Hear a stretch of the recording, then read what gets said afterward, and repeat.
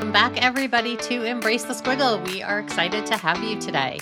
So, Ashley is stuck on an airplane. And for our regular listeners, you all know that Ashley is in the midst of moving states and starting a new big job. And we talk about great leaders eat lunch. And this is that moment where Ashley needs to take her time. So, she will be back soon. But in the meantime, you all just get me. And I am so happy to have our guest today. So, what would you do if you were laid off, not once, but twice in the same year? For today's guest, the first experience was a choice, the second wasn't. But instead of letting those setbacks define her, she used what she learned the first time to navigate the second with greater confidence, clarity, and resilience. The journey sparked a new mission, helping senior leaders transition into their next opportunity with dignity, grace, and speed. Today, she partners with HR leaders to provide private, outplaced coaching, drawing of more than 20 years of experience in senior HR, leadership development, talent management, and recruiting. She's been on both sides of the hiring table, so she knows exactly what it takes to stand out and how challenging the job search can be. So today we're talking about redundancy, resilience, career transitions, and how sometimes our biggest setbacks become the foundation of our next chapter. Please welcome Jane Ferré to our podcast today. Welcome, Jane. Thank you so much, Kalina. Thank you for having me. I love that introduction. I was thinking, wow, who's this person? It's so great, right? When other people reflect back to you who you are and how they see you. So Yeah. I love that actually as an exercise that I do have done with job seekers in the past, but we'll jump into that stuff after. All right, Jane, I want to go back to little kid you. So what did little Jane think she was going to be when she grew up? It's so funny actually because I've been thinking about my childhood quite a lot because my mum passed away in November, so we've been clearing the house, my Mm. siblings and I, and so we're finding a lot of things that are sort of playing back our childhood to us that because my mum's a boomer and kept everything, and so that. I always remember my mum's advice was like, do get a proper job, like one that is like a safe job. And so she said, you should join the police because they get cheap mortgages and, you'll never be out of a job. And I was just like, I'm not sure if I really want to be a police officer. And where we lived kind of on the border, I grew up in the north of England near to Manchester, which can be quite, require a lot of policing, let's say. Yes. And I was And like, particularly back in the day, right? I feel like yes, yes. Manchester was not the place that, a young girl would be thinking, where do I want to be? I want to be a cop in I know. Manchester, right? And I needed to, then I sort of went into it and I needed to be 21 and I was like about 16 at the time. And I was like, I don't want to wait 5 years. So I'll Mm. go off and do something else. But I think it's an interesting thing because I wrote a post the other day and I was like, I'm always kind of envious of those people that know exactly what they wanted to do. Because I was never one of those people. And I think I'm still not really one of those people. I kind of have a vague idea and I sort of work a little bit towards it. And then, the universe steps in and things happen and all of, so I police officer is as far as I got. That never happened. Well, and I think those people who have had those, I've wanted to be this my whole life, I've always felt so I've coached a lot of those people throughout my career because they hit a certain age and they're like, I have to get off this train and I don't know how.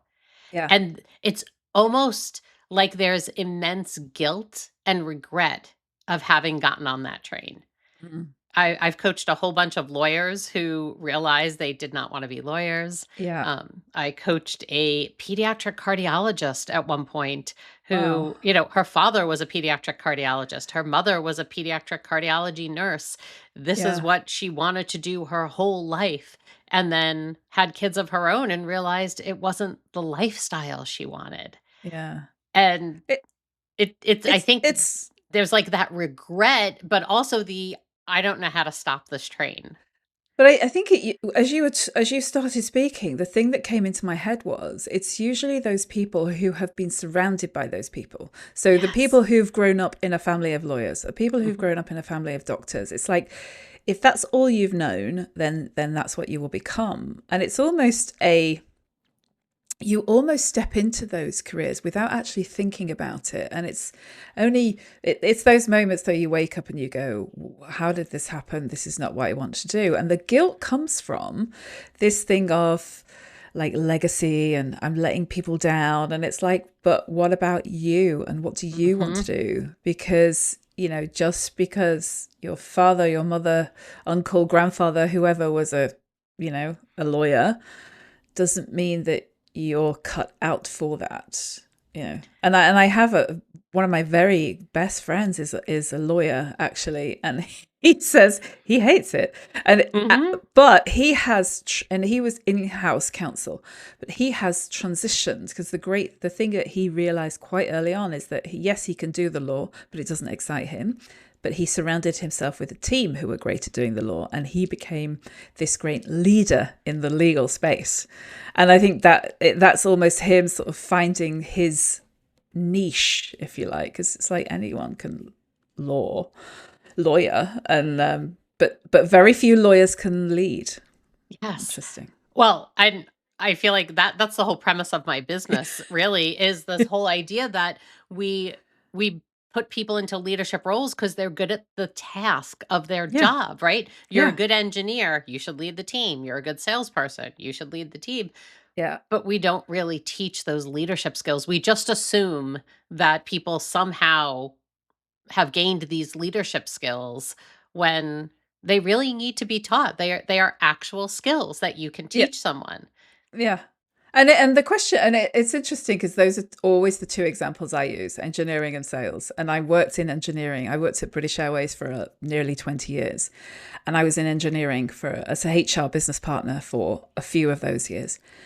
And that was a constant conversation, was about promotion, and these are great people. And then when you start to try not necessarily promote your best engineers, because they don't always want to do it, or they're not the best leaders, and you promote someone else, there's almost this thing of you're a bit of an imposter because you haven't done your time as an engineer. So it's a real challenge in terms of business. And there are there are some exceptions to that. There are some great engineers that, with the best scaffolding around them and the help, then they Mhm. will transition into great leaders. But it's not everyone. And it's about how do you give those people the opportunity to sort of step into that and step back without that label of they failed at this. Yes. Yeah, Yeah, yeah, and it's interesting. One of my long-term coaching clients is an engineer, is a senior leader at a very big engineering, like a national, probably, I think international giant engineering company. And when I was talking to her last week, we were talking about something, and I said, "When's the last time you've done actual engineering work?" And she's like, "It's probably been a decade." yeah, She said, "If I have to go build a bridge next week, could I do it? Sure, but I'd probably have to think twice. I'd yeah, have to think hard about it." And I think that's what we don't always kind of put into place when we're putting people into these leadership roles. Because if you're taking the world's greatest engineer and making them your leader, you're losing them as an engineer often yeah. because now they're a leader, and it's that whole balance. So let's get back to you. So how'd you end up in HR? So you somehow you went from your mother telling you to be a police officer to being Yeah. in HR. And so you finish uni, and what did you do when you got out of school? Did you know that great leaders eat lunch? At Maxity, we believe leadership isn't about working longer or looking busier. It's about modeling the behaviors you want others to follow. Through our keynotes, workshops, and coaching, we help organizations build stronger leaders and healthier workplace cultures. If you're ready to invest in your leaders, we'd love to help. Visit maxity.com. That's MAXADY.com to learn more. So at the year I finished uni, Euro Disney opened in Paris. So back in 1992, and obviously they were doing a milk round looking for people who had skills for hospitality, because there's not just a theme park, but there's a whole resort of hotels there. So I joined Disney, I stayed there for 2.5 years, came back to the UK. Then I went overseas again with a holiday company. So I worked in Spain and worked in Andorra and then in Spain again. And then I was like, I really need to get a proper job. So that's when I came back to the UK and I joined British Airways in their revenue management team, in the cargo division. I don't know how I got this job, but it happened. And then Sometimes we can talk ourselves into, roles that might not feel like they completely align with everything. yeah, I remember the advert. It was the time when, every Thursday the Times would come out and I'd go to the library and that was their job pages on a Yeah, you Thursday, and flip it's through all the pages. Like I flipped through remember all of cutting the them out. pages. And, Well, this was in the library, so I wasn't allowed yeah, to cut it oh, out. true. No one had a phone, so you couldn't take a picture, and so you had to make a photocopy of the Mm-hmm. of the advert. And it said something like, "Can you make decisions? Are you good under pressure?" All these kind of questions, and I answered yes to every one of them. And I thought, well, let's just throw my hat in the ring and apply. So I did, and I got the job. And about a few months in, I was on a training course, and the trainer said to me, "You'd be really good in training." I was like, "Oh, thank you very much." And they said, "Well, actually, we've got a vacancy. You should apply." Oh, and it closes tomorrow. So after the training course, I went home and I wrote my CV, submitted it the next Printed day, it hadn't out. Right. printed it out. Put the cover letter on top of Yeah, it. Put it in a nice envelope. took it over, and yeah, I got an interview, and that was my first job in sort of human resource. It was in training, and I was traveling around the world delivering the carriage of dangerous goods by air. So when you're on a plane, just think about everything that's in the hold that Yeah. isn't luggage. It's cargo, and it's a very profitable part of the business, and there are things that can't go together. Flammable liquids and you know um, explosives, for example. It's not a good combination. So there's a whole. I used to go and train all these cargo agents around the world of how to accept these packages and how to pack them on a plane. I don't It's know that I'd just ever get on a mental. plane if I had to do like that you conversation know, every day and explain to people all of that. yeah, Sometimes ignorance is bliss. yeah. So that was my first sort of job in HR. And then, when you work for a big organization, the great thing is people, if you have a good reputation, people will take a chance on you. So, Yes. and there are, secondment opportunities that come up. So it's, there's this special project. So apply for it, put your hat in the ring, and, you're doing this for a year. And technically they've got to keep the job open for you, but you rarely go back to what you were doing before because you've grown and you've learned and you've made new connections. And, you know, there's now something else that you can do. So in an organization like BA, where there's 40,000 people, it's you can move with maybe 80% of the experience, but 20% of a fantastic attitude and just of getting things done and making things happen and just being a kind of a nice. There's something to be said about being a nice person to do business with as well. Oh, yes. you know Yes. I tell people that all the time.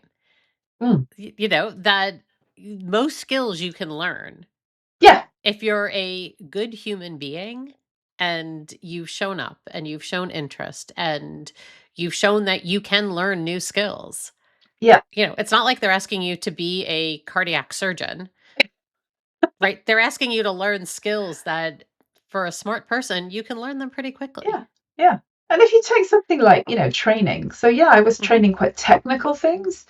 um But there's also an element of, being in cargo, and then the sales team rolled out a sales training program. Well, guess who was on that? And it's like I'm almost kind of seeing the next shiny thing and going, let me have a bit of that because it's another thing I'm putting in my toolkit. So then when I think I've kind of gone as far as I can in cargo, and I want to go to the fancy head office and do training there. It's like I've already done sales training, I've already done Mhm. technical training. If you've done exactly what you say, if I've done sales training, delivered it, I can do leadership training. It's just another thing. It's Yes. I I spent many years doing training. I still do training for yeah, companies, but in working for other places doing training. And I remember at one point, somebody I worked with who talked about how to build accessible websites. And this was back in the late 90s. And I knew nothing of this. I had zero skills around website building, right? I'd Yeah. never built a website. And she got sick. And we were traveling together, and I had to do her part of the presentation that day. I was doing the other accessibility parts. And I remember standing there and I got through the whole presentation and I just kept thinking, please don't let them ask any questions, because I don't know that I could answer questions, but I listened to her enough I could talk through the training, right? If Yeah. you're a good trainer, you could probably teach almost anything. And you're always learning. And the great thing Yes. about delivering in pairs is you're always watching the other person. You're thinking, oh, Mhm. that's good. I like the way they asked that question, or I like what they did there. And you almost by osmosis learn things and develop your skills. And, Yes. again, you're just adding to your toolbox the whole time. Okay, so at some point you stopped doing that. So you worked there, you said 20 years. What happened then? Yeah, well, so fast forward and being an HR business partner all around the business, and one thing we were continually doing is redundancies and reduction of headcount. Because the thing about the airline industry that is very different from other industries is when there's a crisis in the world, it hits the airline industry immediately. So if Yes. you think about 9/11, we just planes stopped flying. The volcano that went off in Finland or wherever, Yep. planes stopped flying.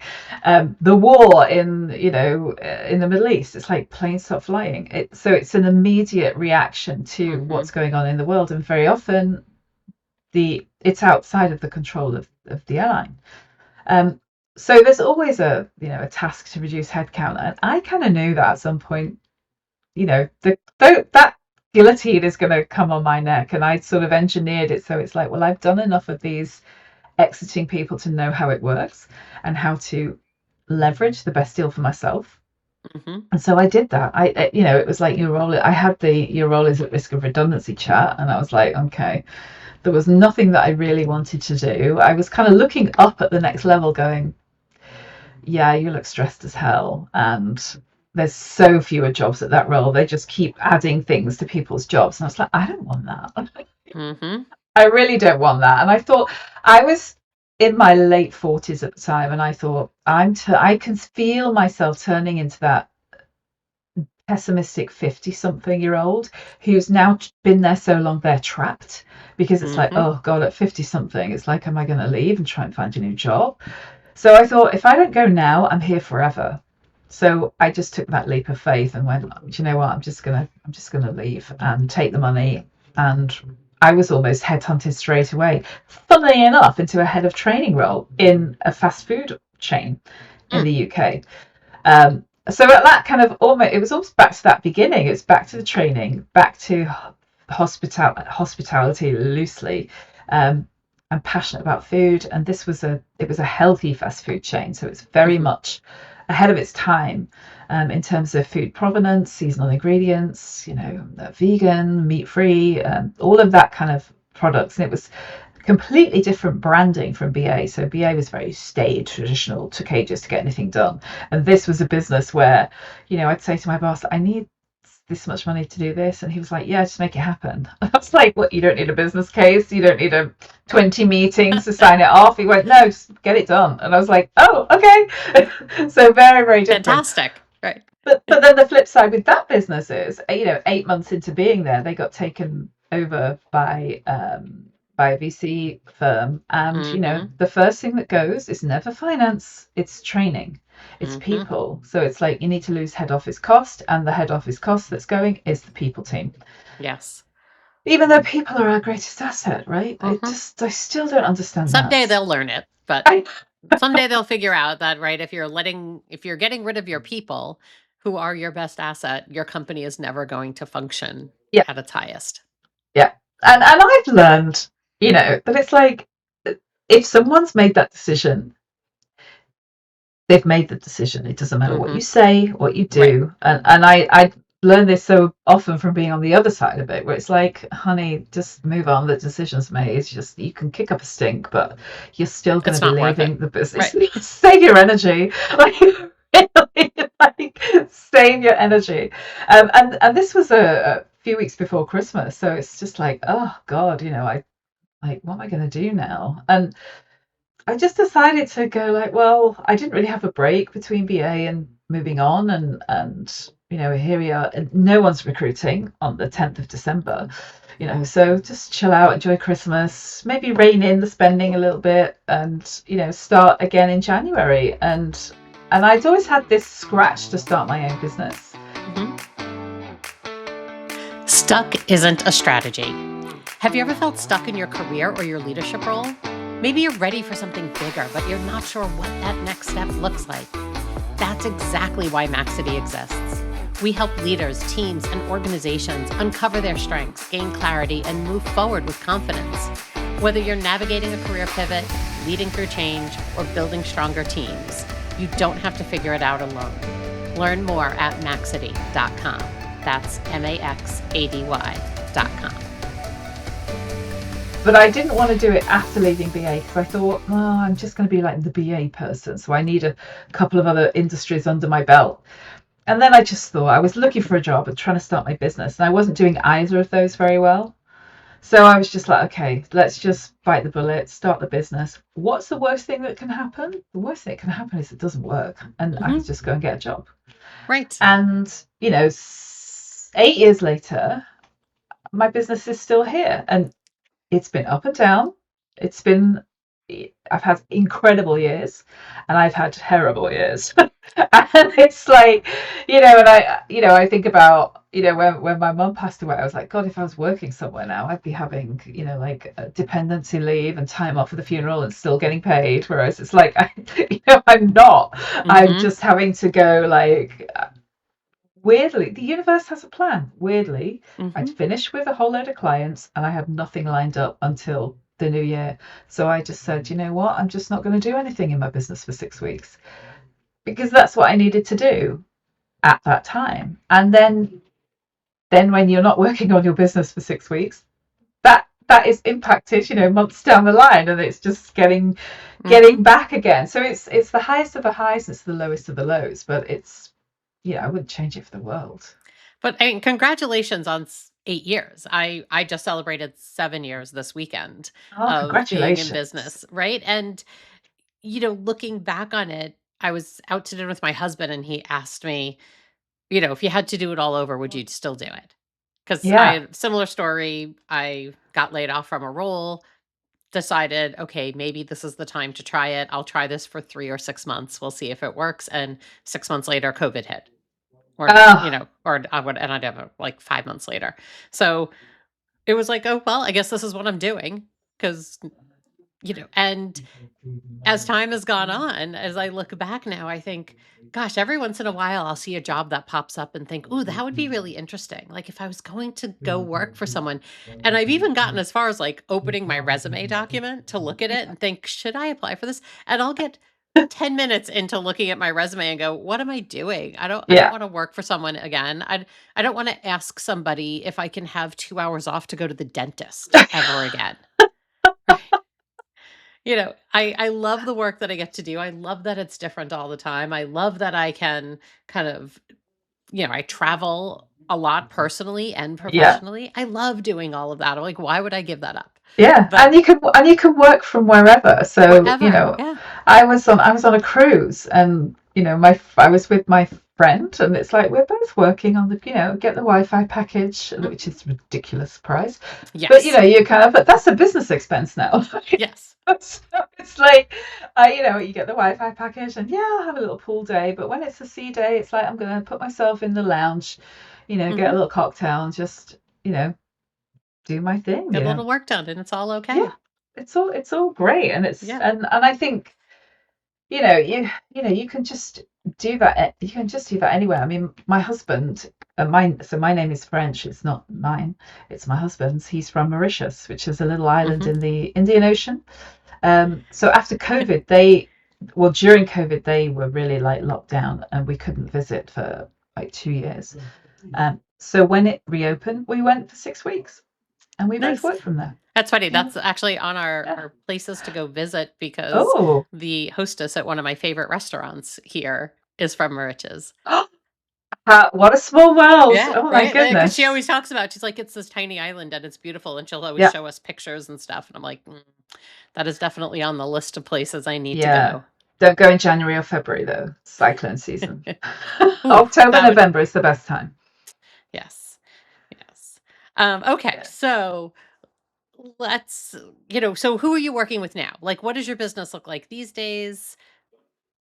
So I'm working with a real range of people. So most, and again, this is part of that squiggle, I think, is Mhm, that, when you start a business, it's like, well, what do I do? Because I've had 20 years of experience, so I can do all of the stuff. But what I've learned very quickly is in terms of selling your business, you have to sell a very narrow field of services. But actually, what I have found is people come to me and go, "I know you talk about this, but can you do this?" And I'm like, "Yeah, of yes, course I can. yes. Of course I can." You don't just talk about it. So I've worked. I've had a contract with a bank in the Middle East, so I was working with them for about 18 months. Um, from fully remote, never met them in person, but Mhm, fully remote working with them. I work with individuals who come to me and they just sort of say, I just, need some help because I'm struggling. Either I'm in my job and I don't know what to do, I'm trapped, or they've just let me go. I work with a number of people who are uh, so the HR directors will come to me because they're letting people go. Um, and what usually happens, and it's the same thing at BA, it's the senior leaders are leading a redundancy consultation, mhm. whilst at the same time being subject to this Yes, redundancy. And which is it's so hard, which happened to me. right from an emotional Yeah, standpoint. It doesn't even matter if you have the skills in that and you know how to have yeah, those conversations. yeah. It's it's hard not to be salty during those conversations when it's But also also, happening to you. but you're giving your energy and your time to your team, and then it's like, well, who's left for you? And this is the conversation I'm having with leaders. Is you can't just put your, let's say, your ops director on this, you're doing a CV workshop for everybody. You can't put them on that with Karen from accounts, right? They have to have one-on-one specialist individual coaching because they're also dealing with all the app that they're having to absorb from their people. So you cannot Mhm, put them on these things. You have to do something different. And it's that bit of that investing in your people. So give them a little something extra at the end of the process so that they know that they've got that one-on-one intense time with somebody like mhm, me. So that's that thing about leaving with dignity, grace, and at speed, because actually they're not irritated and they're not they're not like well poisoners. They know, okay, I'm expected to do this thing, but I've also been given a little something extra to help sweeten the blow, which is working with me for 90 days, which yes. and a lot of the first few meetings are just venting. Mhm. Yeah, them venting, and that's okay, because I And always it's what's liken it to needed like at a that balloon. moment. It is. It's like a balloon. Like when you have a balloon and you've Mhm, just got to let the air out. You just can't. You've just got to let the air out of that balloon, and now we can start, and it's okay. And then we can start to think about like what next for you. And so I work with a lot of people like that, sort of directors who are leading a big uh, restructure and know that they're going to lose some senior leaders, but they need the senior leaders to carry on leading that, and they're also going to go. It's complicated. So, what's your best advice for our listeners if they have been laid off? Or, right, when if this happens or when this happens to them? I feel like it happens to everybody at least once in their career. Right? Yeah, What's your advice to people? I think the first thing is don't take it personally. Mm, And that's very easy to say. It's a business decision. Okay, and if it is, there are times when it's a performance thing and no one's had the conversation. Well, just you have to just move on because they were never going to have the conversation with you. The first thing I say to my clients is, how long will your money last? mhm. So we never talk about money. Certainly in the UK, it's very taboo. I don't want to know how much you've got. I don't care how much you've got. My question is, how long will it last? Yes. So think about your payoff. think about your life. How much does it cost to live your life? And it's almost what your money does is buys you time. It literally buys you time. Hmm. And I think, don't that there is something about being able to put some distance between you and the organization, particularly if you've been there a long time Yes, or you've been agreed. through quite a big thing, transition or change or reorganization or something. That money buys you time. And I think if you can just work out how much you've got, how much it costs to live your life, if you need to just, trim down your life for a little bit in the meantime, then do it, because that just gives you literal breathing space. And that it's there's a coaching term which is like the magic happens in the silence. Hmm. If your world is full and panicky, you're not making great decisions. Whereas if you can switch off, let go somewhere else if you can. If you can hop on a plane somewhere and or drive somewhere and just take yourself out of your home into a different location, then that will really help as well, because you're not surrounded by your day-to-day stuff. Just let yourself really think about, like, what's important. What do you want your life to look like in the next chapter? And again, that's really individual, because somebody who's 55, it could really be the thing of, can I retire right now? Have I Hmm. got enough? Is that what I want to do? If you're 30, it's like, I've do you want to get married, have babies, and all of it's a completely different decision, and there's no right or wrong. It's about what's right or wrong for you. But if you could just really get your finances in order, really understand how much you've got and how much time that buys you, and that, I think, is really invaluable. I love that, and I love the advice of trying to get away, and Mm, often, even if you can't. So if you're someone who you're thinking, okay, it's going to take me a long time to find a job. I have, some really niche set of skills or something. mm, I even recommend, can every day you not work from your house? Can you go for a walk in the woods? Like, yeah, can you even go sit at a coffee shop? Like, anything to get you out of yeah, the day to day, to give yourself that chance to kind of exhale. yes, Just and not in really your does make a difference. not surrounded by the laundry and I've got to clean the bathroom. Not, Yes. get out, get away. um yeah, find somewhere that you can go. I live not far from Windsor, so I'm a member at Windsor Great Park, and there's a like a not ceremonial garden, what do you call it, like a small garden where they do lots of plant studies and things, and Mhm. they have a greenhouse, and I go and sit in there sometimes. So in the winter Nice. it's quite warm, it's I was temperate. actually at Windsor Garden for Thanksgiving this year. Oh, So, really? Oh, you yes. probably know. Yeah, and it's a great place. You can park, and there's just Mhm. like It's beautiful. hectares of places to go Yeah. and walk, and it is just like, getting out and go and hug a tree. I know it sounds Mhm. take your shoes off and ground yourself, but just really, yeah, just get away from your space. Yeah. Such great advice. I know we could talk forever about this, but our podcast doesn't go on forever. So let's jump into some of our rapid fire questions that we love to ask people just to get to know them a little bit better. Uh, okay. So, are you an inbox zero or a total chaos for your email? Um, I'm somewhere between the two. I kind of get it to zero and then it gets to chaos, and it's funny, that's what I was doing this morning.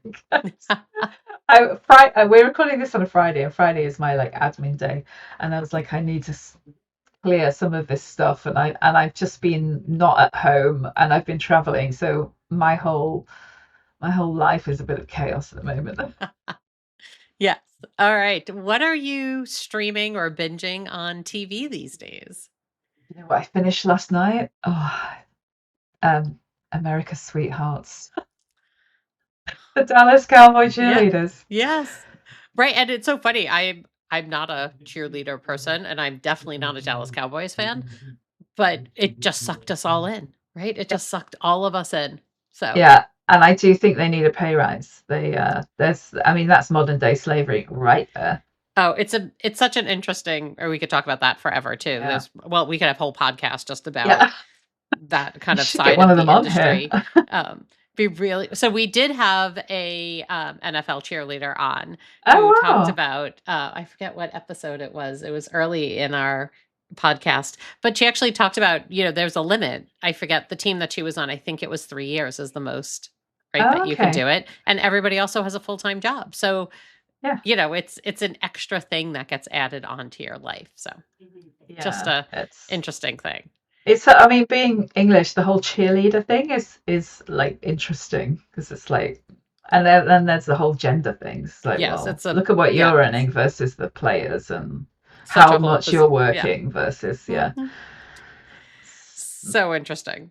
Okay, which would you rather do, network or negotiate? Network. I love networking. I love going out and meeting people, and I think this is my advice. HR people are rubbish at this, and then when it comes to finding their jobs, they're like, I hate it, and I'm like, it's how you're going to find your next job is through your network. The more Yes. senior you are, stop sitting on LinkedIn, hitting LinkedIn apply on jobs, and get out and network and tell people exactly what it is you're looking for, and get them to do the work for you. All right, so if we were inviting you to a barbecue or a dinner party, what are you bringing? What are you bringing to the potluck? Oh, champagne. Fantastic. Top of every invite list. Lovely. Okay, and then what book would you recommend our listeners, either fiction or nonfiction? What's something good that they should be reading these days? So it's funny you talked about Inbox Zero because my book choice is called Getting Things Done: The Art of Stress-Free Productivity by David Allen, and this book has absolutely changed my life. I had never heard of it, and I was coaching someone. So I was a coach whilst I was at VA. So Hmm. that was one of those things of the shiny things. I want a bit of that. Um, and this lady was talking about how overwhelmed she was, and she was saying that this book is in her son's room, and she keeps looking at it thinking, I need that book. And I was like, I've never heard of this book.